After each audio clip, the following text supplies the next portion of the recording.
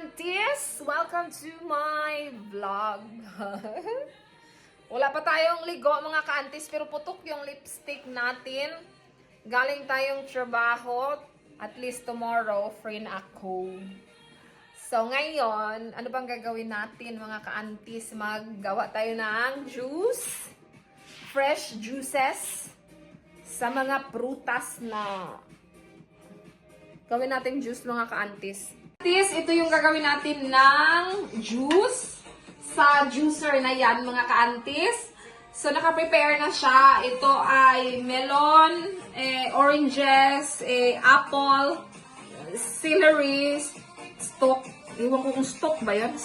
Celery stalk. Basta, tapos carrots.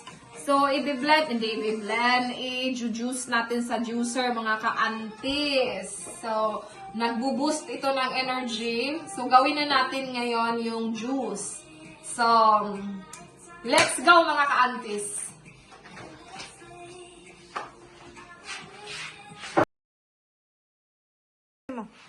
Maghugas na tayo mga ka-aunties ng mga kamay kay basig ng antap.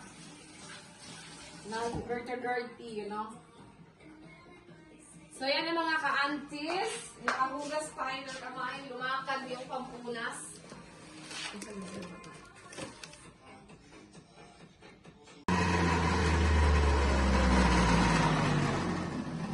So, simulan na natin mga ka-aunties. Ilunod na natin lahat dito.